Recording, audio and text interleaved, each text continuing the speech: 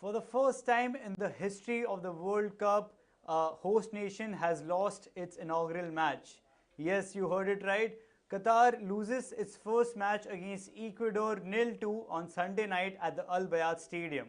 Since the inception of World Cup in 1930, no host has lost its inaugural match. Uruguay won its first match back in 1930, and in the last edition, Russia won the first match 1-0 against South Africa.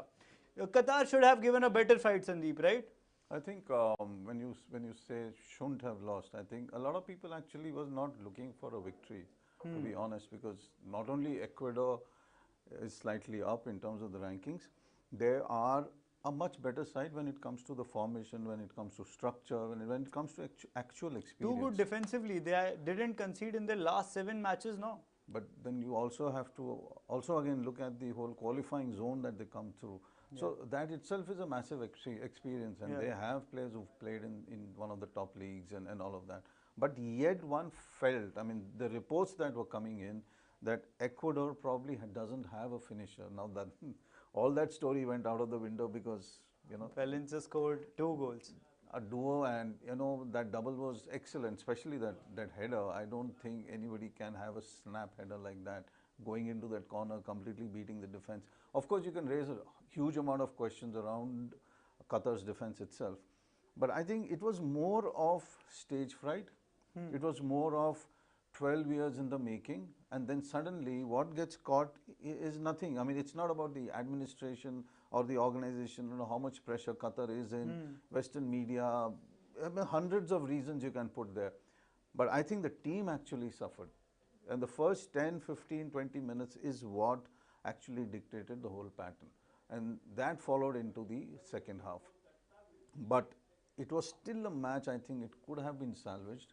And probably, that attacking mode that Qatar should have come into, irrespective of whether they were conceding at the back or not, they should have pushed. That was probably one area where, you probably felt, why are you not going forward? That was the one point that I think was coming out. And that too, even when they reached forward, they didn't know what to do with the ball, how to get the ball at the back of the net. I think the main problem was in the midfield. You just didn't have a creator out there who could, put things together. Should Afif have played in the midfield region? I think if you see the first half, if you see the first 15, 20 minutes, there were times when he was stranded up front. He's basically a winger.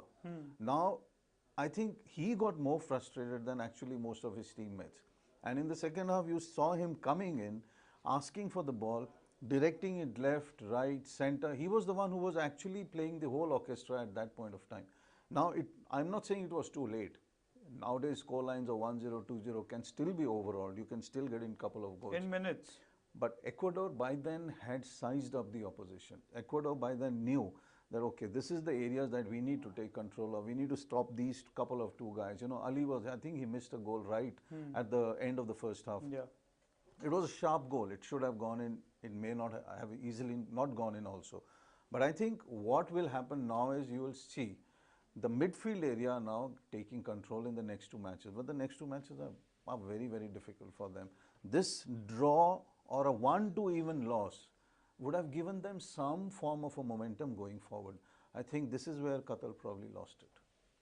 Both the teams will be playing the remaining matches against Netherlands and Senegal and Group A. Let's see what they have in store for us. But until then, keep watching News 9.